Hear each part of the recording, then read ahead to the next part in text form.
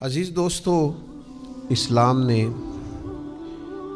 جو نظام اخلاق اور نظام عبادت ہمیں عطا فرمایا ہے، ہماری تربیت کے لیے گویا دین نے جو پروگرام دیا ہے نا، وہ پروگرام محض پوجا پاٹ کا پروگرام نہیں ہے۔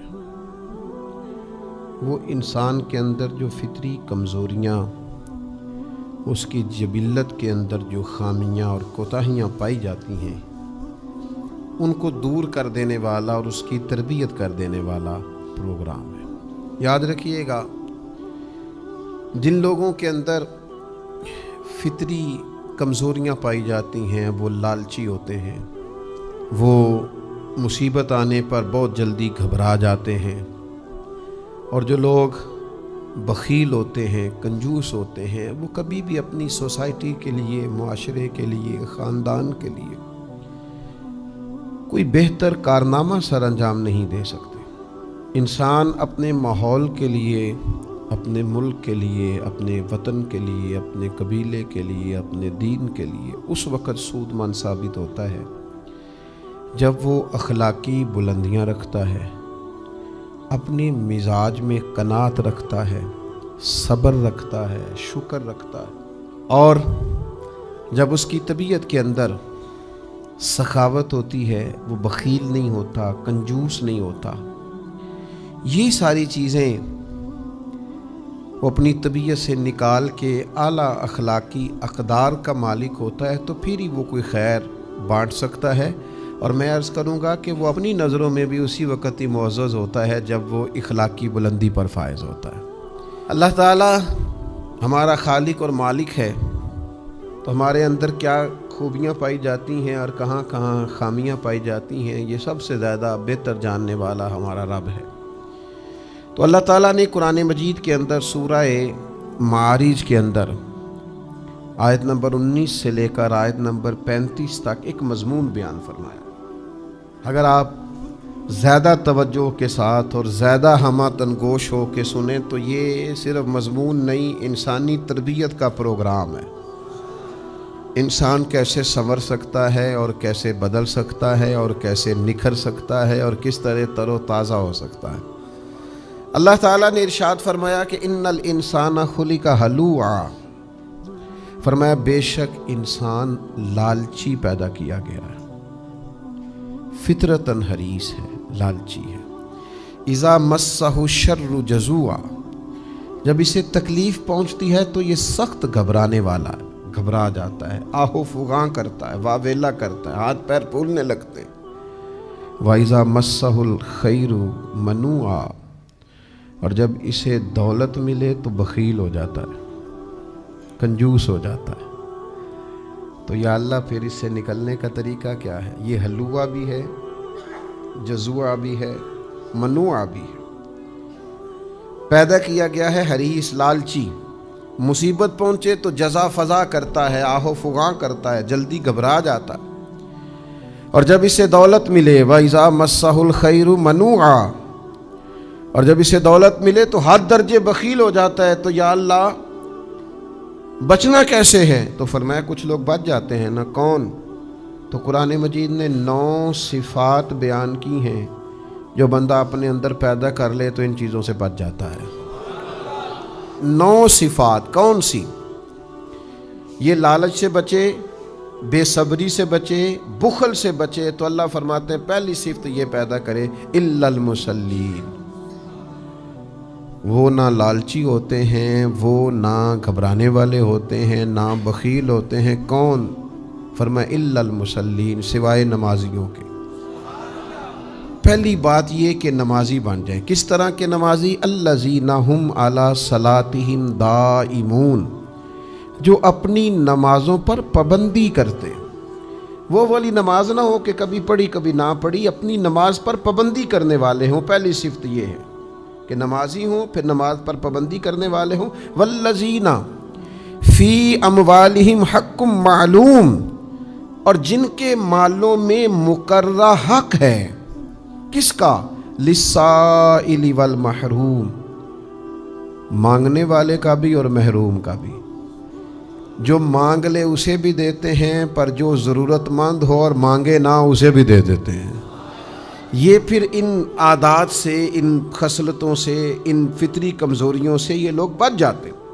آگے فرمایا والذین یصدقون بیوم الدین، وہ لوگ جو قیامت کے دن کی تصدیق کرتے ہیں، جن کو یقین ہے کہ قیامت آئے گی، بدلے کے دن کی، قیامت کے دن کی، جزا کے دن کی تصدیق کرنے والے، جن کے ذہنوں میں ہے قیامت آئے گی، وہ نہ بخیل ہیں، نہ لالچی ہوتے ہیں، نہ جلدی گھبرانے والے ہوتے ہیں۔ اور پھر فرمایا والذین ھم من عذاب ربہم مشفقون، اور وہ لوگ جو اپنے رب کے عذاب سے ہمیشہ ڈرنے والے ہیں۔ ان عذاب ربہم غیر مأمون، اور فرمایا بے شک ان کے رب کا عذاب نہ ڈر ہونے والی چیز بھی نہیں، وہ ڈرنے والے ہیں رب سے، اور ڈرنا بھی چاہیے، کیونکہ اللہ کا عذاب نہ ڈر ہونے والی چیز نہیں ہے۔ آگے فرمایا والذین ھم لفروجہم حافظون، پھر وہ لوگ اپنی شرم گاہوں کی حفاظت کرنے والے ہیں، بدکار نہیں، بے حیا نہیں، بدکاری، زنا، ان چیزوں سے بچنے والے، اپنی شرمگاہ کی حفاظت کرنے والے۔ ہاں الا علی ازواجہم او ما ملکت ایمانہم فانہم غیر ملومین، ہاں اپنی بیویوں کے پاس جائیں یا اپنی کنیزوں کے پاس، باندیوں کے پاس جائیں تو ان پر کوئی ملامت نہیں، جائیں کوئی حرج نہیں، لیکن باقی وہ بچتے ہیں، اپنی شرمگاہ کی حفاظت کرتے ہیں۔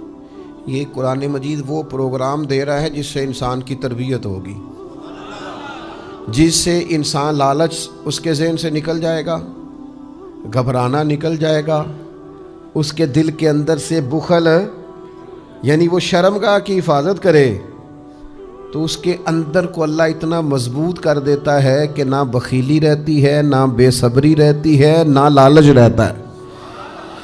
اپنی شرمگاہ کی حفاظت کرے سوائے اپنی بیویوں کے اور اپنی باندیوں کے۔ فرمایا فمن ابتغى وراء ذلك فاولئک هم العادون، البتہ جو خواہش کرے اس کے علاوہ، جو اس کے علاوہ اور طریقے اختیار کرے، معاذ اللہ زنا کرے، لواطت کرے، بدکاری کرے، فاولئک هم العادون، فرمایا یہ لوگ حد سے گزرنے والے ہیں، یہ حد سے گزرنے والے ہیں۔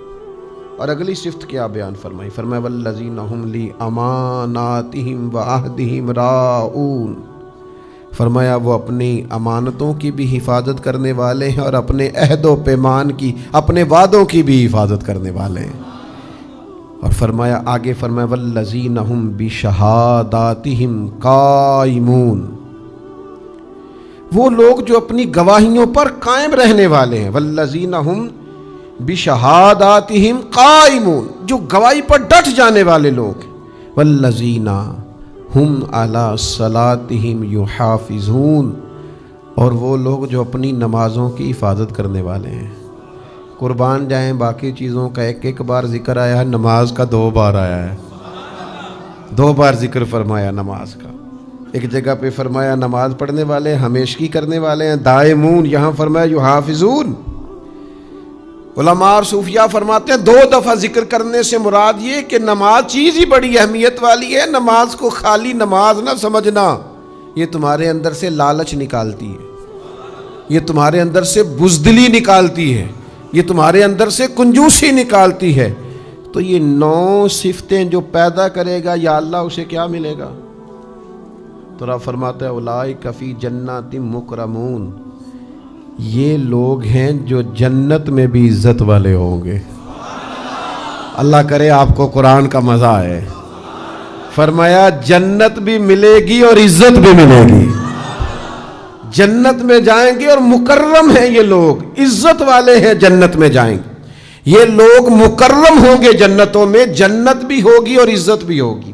بہت ساری تفسیریں پڑھنے کے بعد مجھے ایسے لگتا ہے کہ یہ مکرم ہیں، یہ مکرم لوگ ہیں، نماز پڑھتے ہیں، یہ لوگ اللہ کی راہ میں خرچ کرتے ہیں، یہ اللہ سے ڈرتے ہیں، یہ اپنی شرمگاہ کی حفاظت کرتے ہیں، یہ امانتوں اور وعدوں کی پابندی کرتے ہیں، یہ اللہ کے لیے گواہیوں پر ڈٹ جاتے ہیں، یہ نماز پابندی سے پڑھتے ہیں، یہ جنت میں مکرم ہوں گے۔ مجھے ایسے لگتا ہے کہ میرا رب نہ ان سے مشکل حساب نہیں لے گا، چونکہ جدوں صاحب ڈاڈا ہوئے نا تو بندہ تھوڑا جا پریشان ہوتا ہے. تو کریم نے فرمانا وہ نمازیوں، وہ اپنی شرمگاہوں کی حفاظت کرنے والوں، وہ صدقے کرنے والوں، وہ مانتوں کا خیال کرنے والوں، وہ وعدوں کی پابندی کرنے والوں، وہ گواہیوں کے لیے ڈٹ جانے والوں، تمہیں جنت بھی دینی ہے، عزت بھی دینی ہے. مانا کیا ہے؟ تم سے حساب نہیں لینا، جاؤ تمہیں بغیر حساب جنت عطا کی، بغیر حساب جنت عطا کی. کچھ خوبیاں اپنے اندر پیدا کر لیں. امام غزالی فرماتے ہیں جس بندے کی عمر 40 سال ہو گئی ہے نا اور ابھی بدلا نہیں، یعنی میری طرح کی اور میری عمر سے زیادہ لوگ جو ہیں ان کی بات امام غزالی کرتے ہیں، فرماتے ہیں 40 سال عمر ہو گئی اور ابھی بدلا نہیں. لالچ بھی ہے، بے صبری بھی ہے، کنجوسی بھی ہے. فرماتے ہیں اگر ابھی بدلا نہیں نا تو اس کا مطلب ہے کہ یہ سفر جنت کی طرف نہیں کر رہا. اس کا جو رستہ جس پہ چل رہا ہے نا وہ دوزخ کی طرف جا رہا ہے. معاذ اللہ. یہ فیصلہ ہم نہیں کرتے جنتی دوست کی کون ہے، یہ اللہ تعالیٰ ہی کرنے والا ہے.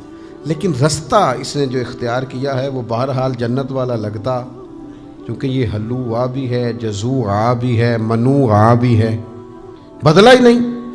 چند چیزوں پر توجہ کر لیں جو انسان کو بدل دیتی ہیں. پہلی چیز الا المصلین الذین هم علی صلاتہم دائمون. اللہ فرماتے ہیں وہ نمازی ہیں اور اپنی نمازوں کی پابندی کرنے والے ہیں. کچھ لوگ نا نمازی ہیں پر نماز کی پابندی نہیں کرتے، کبھی فجر چھوڑ دیتے ہیں، کبھی عشاء میں سو جاتے ہیں، کبھی ظہر سفر میں قضا کر دیتے ہیں. نماز ذرا پابندی سے، نماز ذرا مقررہ وقت پہ، نماز ذرا فکر کر کے. ہمارے بزرگ تھے تو کوئی ان سے ملنے آتا، دور دراز سے لوگ ملنے آتے تھے، تو جب واپس جانے لگتے تو فرماتے دوست نماز ذرا فکر سے پڑھنا، اس کی تھوڑی توجہ کرنا، اس کا ذرا لحاظ کرنا، اس کا ذرا خیال کرنا. ذرا نماز نہ تھوڑی سی دیکھو، اس کے حسن کو تو ذرا ملاحظہ کرو، اس کی پاکیزگی کو تو ذرا ملاحظہ کرو. نبی کریم فرماتے ہیں اگر کسی کے دروازے پہ نہر ہو، 5 دفعہ غسل کرے تو بتاؤ اس کے وجود پر کوئی میل کچیل رہ جاتی ہے؟ صحابہ نے عرض کی حضور بالکل، وہ تو پاک سے 1 دفعہ غسل کرنے سے بندہ بڑا نفیس اور صاف ستھرا لگنے لگتا ہے، تو 5 دفعہ غسل، اور پھر دروازے پہ نہر ہو، یعنی پانی کی قلت کوئی نہ ہو، نہر چل رہی ہے اور 5 دفعہ غسل بھی کرے تو کوئی میل کچیل رہ جاتی ہے؟ حضور نہیں. تو فرمایا پھر جو 5 نمازیں پڑھے اس کے ذمہ گناہ بھی کوئی نہیں رہ جاتا. نماز تربیت ہے. قرآن مجید یہ ارشاد فرماتا ہے کہ اگر تم اپنی تربیت چاہتے ہو، تم اخلاقی کمزوریوں سے نکلنا چاہتے ہو، تو پھر تم نماز دائماً پڑھو، پابندی سے پڑھو. اور آگے ارشاد فرمایا والذین فی اموالہم حق معلوم، ان کے مالوں میں مقررہ حق ہے. کس کا؟ للسائل والمحروم، سوال کرنے والے کا اور محروم کا. وہ جو رزق کماتے ہیں نا وہ سمجھتے ہیں اس میں غریبوں کا بھی حق ہے، مسکینوں کا بھی حق ہے، ضرورت مند بہن بھائیوں اور رشتہ داروں کا بھی حق ہے، اور وہ اس کو دیتے ہیں، اللہ کے راستے میں خیرات کرتے ہیں.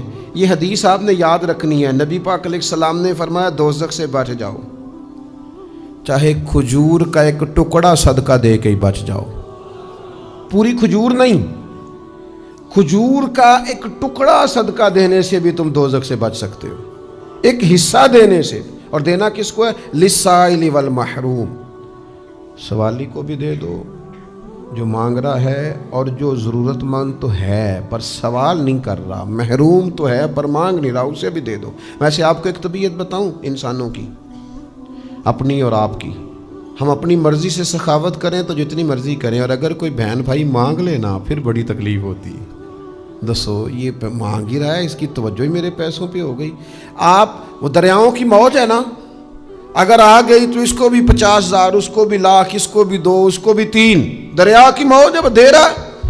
اور اگر کسی نے سوال کر لیا، مانگ لیا، ضرورت کا اظہار کر لیا تو پھر لوگ پریشان ہو جاتے ہیں. میرا رب کہتا ہے جو ضرورت مند ہے اور مانگ رہا ہے دے دے اسے بھی.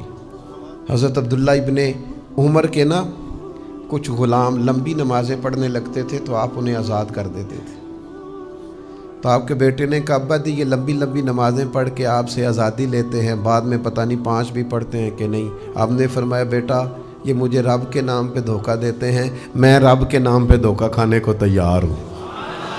اور سانو لوٹ لے سارا ہی، پر دیکھو نا کس کے نام پہ، للسائل والمحروم۔ وہ دے دو یار، کوئی مانگے تو، کوئی سوال کرے تو۔ میں آپ کو دنیا میں کچھ ایسے لوگ بتاتا ہوں، لوگ ان کو کہتے بھی ہیں یار تو نہ نہیں کرتا، لارے لانا ہے، کہتے ہیں لوگ کہ فلانا جی انکار نہیں کرتا، تو میں کہتا ہوں تم ابھی تک اس کی فطرت نہیں سمجھے، اس کی طبیعت میں انکار ہے ہی نہیں، کرے کہاں سے؟ تو اللہ کہتا ہے سائل کو بھی دے دو، اگر تم بدلنا چاہتے ہو، تم اپنی تربیت چاہتے ہو، تو پھر کیا کرو، تمہارے مالوں میں مقررہ حق ہونا چاہیے، سائل کا بھی اور مانگنے والے کا بھی، اور جو ضرورت مند تو ہے پر مانگتا نہیں، ان کا حق دے دو۔ ایک ضرورت مند مانگ رہا، ایک ضرورت مند ہے نہیں مانگ رہا، دونوں کو دو۔ اس سے کیا ہوگا، تمہاری اخلاقی تربیت ہو جائے گی۔ آگے فرمایا والذین یصدقون بیوم الدین، جو قیامت کے دن کی تصدیق کریں گے ان کے اخلاق بہتر ہو جائیں گے، کردار بہتر ہو جائے گا۔ جس بندے کو پتا ہو نا میں نے کل جواب دینا ہے وہ ٹھیک ہو جاتا ہے، جس کو پتا ہو نا حساب لینے والا سخت ہے، ایک ایک پائی کا پوچھے گا، وہ بندہ تگڑا ہوتا ہے۔ جسے پتا ہو نا کہ جس کے پاس میں رہتا ہوں وہ بندہ بڑا چاقو چوبند ہے، وہ بندہ سوچ سمجھ کے غلطی کرتا ہے۔ جسے پتا ہو نا کیمرے کی آنکھ مجھے دیکھ رہی ہے، وہ حساب کتاب ادھر ادھر نہیں کرتا۔ تو قیامت آئے گی، حساب وہ رب لے گا جسے نہ اونگ آتی ہے نہ نیند آتی ہے، اور وہ کہتا ہے ثم لتسألن یومئذ عن النعیم، میں ایک ایک نعمت کے بارے میں پوچھوں گا۔ تو میرا مالک اس آیہ مقدسہ میں یہ ارشاد فرماتا ہے کہ اے مومنو، اگر تم چاہتے ہو تمہارے اندر اخلاقی اور روحانی تبدیلیاں آ جائیں تو قیامت کے دن کی تصدیق کرو۔ آگے فرمایا والذین ہم من عذاب ربہم مشفقون، وہ اپنے رب کے عذاب سے ہمیشہ ڈرتے ہیں، ہمیشہ ڈرتے ہیں، وہ ڈرتے رہتے ہیں، ان کو بڑا ڈر لگتا ہے۔ وہ کہتے ہیں عدل کریں تے تھر تھر کمبن، اونچیاں شانہ والے، وہ ڈرتے ہیں۔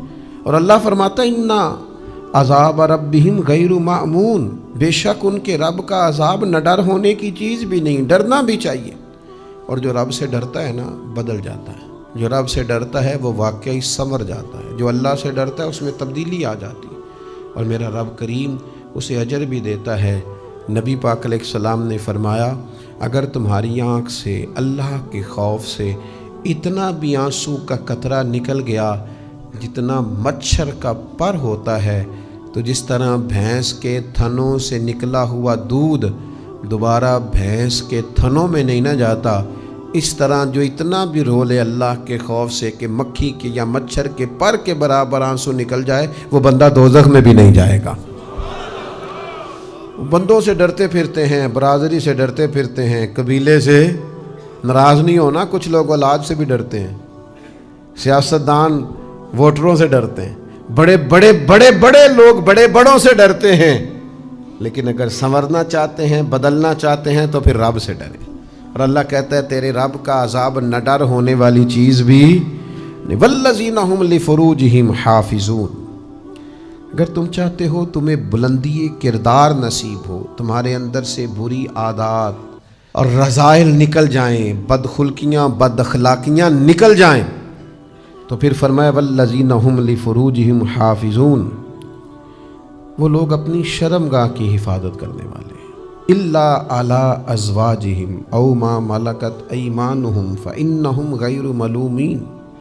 فرمایا اگر سوائے اس کے کہ تم اپنی بیویوں کے پاس جاؤ یا باندیوں کے پاس جاؤ، فانہم غیر ملومین، تو اس پر تمہیں ملامت نہیں، بلکہ حضور نے فرمایا بیوی کے پاس جانے سے تو اللہ صدقے کا ثواب عطا کرتا ہے، یہ تو نیکی ہے، یہ تو خیر کا کام ہے، تمہیں کوئی ملامت۔ لیکن فمن ابتغى وراء ذلك، اگر تم اس کے علاوہ رستہ تلاش کرو، کوئی غلط راہ اختیار کرو، اپنی جائز خواہش پوری کرنے کے لیے کوئی گندا رستہ اختیار کرو، تو فاولئک هم العادون، یہ وہ لوگ ہیں جو حد سے بڑھنے والے ہیں۔ کس کی حد؟ شریعت کی حد۔ کس کی قائم کردہ حد؟ اللہ کی قائم کردہ حد۔ جو اس کے علاوہ رستہ اختیار کرے گا وہ اللہ کی حدود سے تجاوز کرے گا، اور جو رب کی حدود سے تجاوز کرے گا پھر اللہ تعالیٰ اس سے پوچھ لے گا، پھر اس کا حساب ہوگا، پھر اس شخص کے اندر بہت ساری چیزیں ایسی ہیں جو اس کے لیے تکلیف کا باعث ہوں گی۔ تو جو لوگ چاہتے ہیں کہ بلندی کردار اور عظمت کردار حاصل ہو، اپنی شرمگاہ کی حفاظت کریں۔ دیکھو تو صحیح یار، کتنے سادے لفظوں میں کتنی بڑی بات میرے کریم محبوب علیہ السلام نے ارشاد فرمائی۔ فرمایا لمبی گارنٹی نہیں مانگتا، بس دو چیزوں کی گارنٹی دے کے مجھ سے جنت کی گارنٹی لے لو۔ ایک دو جبڑوں کے درمیان زبان کی گارنٹی دے دو، ایک دو ٹانگوں کے درمیان شرمگاہ کی گارنٹی۔ یہ دو گارنٹیاں تم مجھے دے دو، رسول رحمت فرماتے ہیں میں تمہیں جنت کی گارنٹی دے دیتا ہوں۔ آگے ارشاد فرمایا والذین ہم لی اماناتہم وعہدہم راعون، وہ لوگ اپنی امانتوں کی اور اپنے عہد و پیمان کی حفاظت کرتے۔ ہمارے پاس نا بڑی امانتیں ہیں، ہمارا یہ جسم بھی امانت ہے، ہوش و حواس بھی امانت، عقل بھی امانت ہے، ہماری زندگی بھی ہمارے رب کی امانت۔ اس نے نا ان امانتوں کے بارے میں پوچھنا ہے، اللہ نے ان کے بارے میں سوال کرنا ہے، ہمیں قیامت کے دن ان امانتوں کے بارے میں رب کے حضور جواب دینا ہے۔ سنو نا بھائیو، اولاد بھی امانت ہے، سرمایہ بھی امانت ہے، یہ جو منصب ہمیں ملے ہوتے ہیں یہ منصب بھی امانت ہے۔ کوئی کسی عہدے پہ ہے تو وہ عہدہ بھی امانت ہے، مصلی بھی امانت ہے، ممبر بھی امانت ہے، کسی کی پیشوائی کرنا، استاد بننا، مقتدا بننا، یہ عہدہ بھی امانت۔ اور میرے نبی پاک علیہ السلام نے فرمایا اس کا کوئی دین نہیں جو امانت دار نہیں، اس کا کوئی دین نہیں جو وعدوں کا پابند نہیں، صلی اللہ تعالیٰ علیہ وسلم۔ دوستو، اپنے اندر امانت داری پیدا کی جائے، وعدوں کی پاسداری پیدا کی جائے۔ ایک تو یہ امانتیں، ایک ہم نے وعدے کیے ہوئے ہیں، ہمارے بڑے وعدے ہیں، ہم نے وہ پورے کرنے، استادوں سے وعدے، بزرگوں سے وعدے، نکاح کیا تو ایک وعدہ، پھر ہم اگر کسی منصب پر فائز ہیں تو وہ وعدہ، ایک وعدہ وہ بھی کیا تھا کہ اشہد ان لا الہ الا اللہ، مالک تیرے علاوہ کسی کو معبود نہیں مانیں گے۔ پھر ہمیں کسی اور سے ڈرنا بھی نہیں، کسی اور شخص کے حکم بھی نہیں ماننا اس طرح کہ وہ اللہ کے مقابلے میں حکم دے رہا ہو۔ پھر ہمیں کوئی اور رستہ اختیار بھی نہیں کرنا۔ پھر رنگ یہ ہونا چاہیے کہ میرے پاس ایک ہی سجدہ تھا، نہ یہاں کیا نہ وہاں کیا، میرے پاس ایک ہی سجدہ تھا، صرف میں نے اپنے رب کو کیا۔ اور یہ بھی ہمارا وعدہ ہے وَأَشْهَدُ أَنَّ مُحَمَّدًا عَبْدُهُ وَرَسُولُهُ، ہم نے وعدہ کیا ہے کہ یا رسول اللہ آپ ہی کو نبی مانتے ہیں، آپ ہی کو رسول مانتے ہیں، گویا آپ کے لائے ہوئے دین پر ہی عمل کریں گے، آپ ہی کے بتائے ہوئے اسوہ نور کے مطابق زندگی گزاریں گے، آپ کے دیے ہوئے ہی اسوہ حسنہ پر چلیں گے۔ تو سنگیو، اس وعدے کا خیال کرو، اس کا پاس کرو، قیامت میں سوال ہوگا۔ اللہ رسول سے بھی ہم نے وعدے کیے، ہمیں اس کی پاسداری کرنی ہے، ہمیں اس کا خیال کرنا۔ اور پھر آگے ارشاد فرمایا والذین ہم بشہاداتہم، فرمایا وہ لوگ جو اپنی گواہیوں پر قائمون، قائم رہتے ہیں، ڈٹ جاتے ہیں۔ نبی پاک نے فرمایا تم زمین پر اللہ کے گواہ ہو، تم جسے نیک کہتے ہو اللہ کے حضور بھی اسے نیک لکھا جاتا ہے۔ میرے بھائی، بہت سارے لوگوں کے پاس بہت ساری گواہیاں ہوتی ہیں، ڈٹتے ہی نہیں، خیال ہی نہیں کرتے، کھڑے ہی نہیں ہونا آتا، ذرا تیز ہوا کیا چلی اسی وقت مرجھا گئے، ذرا کہیں کھڑے ہو۔ وہ ہمارے ہاں ایک بات چلتی ہے دیہاتوں میں کہ بھائی وہ میری لڑائی نہیں، ہمارے پاس گواہی ہوتی ہے کہ اس بندے پر ظلم ہو رہا ہے اور یہ بندہ مظلوم ہے اور اس پر زیادتی ہو رہی ہے، لیکن ہم وہ گواہی کیوں نہیں دیتے؟ اس لیے نہیں دیتے کہ کہیں مجھے تکلیف نہ پہنچے۔ حالانکہ پڑوسیوں کی آگ کبھی کبھی اس لیے بھی بجھا دینی چاہیے کہ اگر ان کی نہ بجھائی تو ہمارے گھر بھی آ سکتی، اس لیے بھی بجھا دینی چاہیے۔ فرمایا والذین ہم علی صلاتہم یحافظون، وہ لوگ اپنی نمازوں کی حفاظت کرتے ہیں، نمازوں پر توجہ کرتے ہیں، نمازوں کا خیال رکھتے ہیں، اولئک فی جنات مکرمون، فرمایا یہ جنت میں اکرام کے ساتھ داخل ہوں گے۔ یہ جو اسلام نے ہمیں ماحول دیا ہے نا اپنے آپ کو بدل لینے کا، اپنے اندر اخلاقی تبدیلی پیدا کرنے کا، آپ نا معمولی نہ سمجھیں کہ لالچی ہونا کوئی معمولی بات ہے۔ جب بندہ لالچی ہوتا ہے تو کسی کی پرواہ نہیں کرتا، نہ حلال کی، نہ حرام کی، نہ کسی کے بچوں کے مال، نہ غبن کی، یہاں تک کہ لوگ اپنے ملک اور وطن کے غدار ہو کر بھی مال کماتے ہیں۔ جب انسان لالچی ہو جاتا ہے پھر اسے کچھ پرواہ نہیں ہوتی، اسے زہر بیچ کر بھی معاذ اللہ مال کمانا پڑے، تیزاب بیچ کر بھی کمانا پڑے، زندگیوں سے کھیلنا پڑے، معاذ اللہ لوگ کھیلتے ہیں۔ لالچ نہیں، لالچ بڑا نقصان کرتا ہے، لالچ رسوا کر دیتا، لالچ بہت بڑی تکلیف ہے، بہت بڑی آزمائش ہے۔ اور پھر یہ جو جزوہ ہے، ذرا سی مصیبت آئی نہیں اور ہاتھ پیر پھولے نہیں، مصیبت تو آئے کہ آپ مصیبت سے بچ کے جا ہی نہیں سکتے۔ لقد خلقنا الانسان فی کبد، اللہ فرماتے ہیں ہم نے انسان کو پیدا ہی مشقت میں کیا ہے۔ مشقتوں سے نکل سکتا ہے کوئی؟ نکل ہی نہیں سکتے۔ دنیا میں جتنے بھی لوگ بڑے ہوئے ہیں نا، آپ کو بندے نظر آتے ہیں نا، بہت بڑا آدمی ہے، بہت مشہور آدمی ہے، بہت وسیع حلقہ احباب والا آدمی ہے، دنیا میں آپ کو جتنے بڑے نظر آتے ہیں نا، یہ بڑی بڑی مشکلوں سے نکل کے بڑے ہوئے ہیں، بڑی بڑی مشقتوں کا سامنا کر کے بڑے ہوئے ہیں۔ نامی کوئی بغیر مشقت نہیں ہوا، 100 بار جب عقیق کٹا تب جا کر نگی ہوا۔ اور میاں صاحب کہتے ہیں یاری تیری سونے پر ازمائشاں تیریاں اگ، یاری تیری پر آزمائشاں تیریاں اگ، اے سونا پرکھیا جامدائی پہلو نہ لگاں دے لگ۔ یہ نہیں ہو سکتا کہ آپ بڑے بھی بننا چاہیں اور کوئی مصیبت بھی نہ آئے، مرضی کا سونا مرضی کا جاگنا، ایسے نہیں ہوتا بھائی۔ آپ نے اگر بڑے بننا ہے تو مشقتوں سے ہو کر، فَإِنَّ مَعَ الْعُسْرِ يُسْرًا إِنَّ مَعَ الْعُسْرِ يُسْرًا، ہر مشکل کے ساتھ آسانی ہے، ہر مشکل کے ساتھ آسانی ہے۔ آپ مشکل جب بھی آئے سمجھ لیں کہ اس کے بعد اللہ تعالیٰ بہت بڑی آسانی دینے والا ہے۔ اور پھر بخیلی نہیں کرنی، کنجوسی، کنجوس بھی بڑے خطرناک ہوتے ہیں، سنبھال سنبھال کے رکھتے ہیں، گن گن کے رکھتے ہیں۔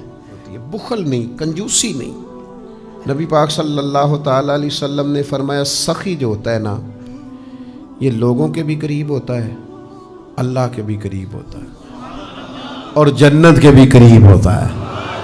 اور فرمایا یہ جو کنجوس ہوتا ہے نا، کنجوس، یہ لوگوں سے بھی دور ہوتا ہے، اللہ سے بھی معاذ اللہ دور ہو جاتا ہے، اور جنت سے بھی دور ہو جاتا ہے۔ کنجوسی نہ کریں، جہاں خرچ کرنا ہے وہاں خرچ کریں۔ اللہ اس کو دیتا ہے جو رب کی راہ میں دیتا ہے۔ ہمارے رویوں سے بعض اوقات بخل چھلکتا ہے، ہمارے مزاجوں سے، طبیعتوں سے، رویوں سے بعض اوقات محسوس ہوتا ہے کہ یار یہ تو بہت بڑا آدمی ہے، اس کا تو انداز بڑا انوکھا ہونا چاہیے تھا۔ تو بخیلی نہیں کرنی، کنجوسی نہیں کرنی، دل کھلا رکھنا ہے۔ جو دیتا رہتا ہے رب بھی اسے دیتا ہی رہتا ہے۔ اور اللہ کہتا ہے تم نے پاس سے نہیں دینے، وَمِمَّا رَزَقْنَاهُمْ يُنْفِقُونَ، وہ جو میں نے نہیں تمہیں دیا، اوئے ہوئے مزہ تو لو ذرا اس کا، وَمِمَّا رَزَقْنَاهُمْ يُنْفِقُونَ، وہ جو میں نے تمہیں دیا ہے اس میں سے تم نے میرے راستے میں خرچ کرنا ہے، اپنے پاس سے نہیں، وہ میں نے نہیں دیا تمہیں، اس میں سے تم نے میرے راہ میں دینا ہے۔ اللہ سمجھنے کی توفیق دے۔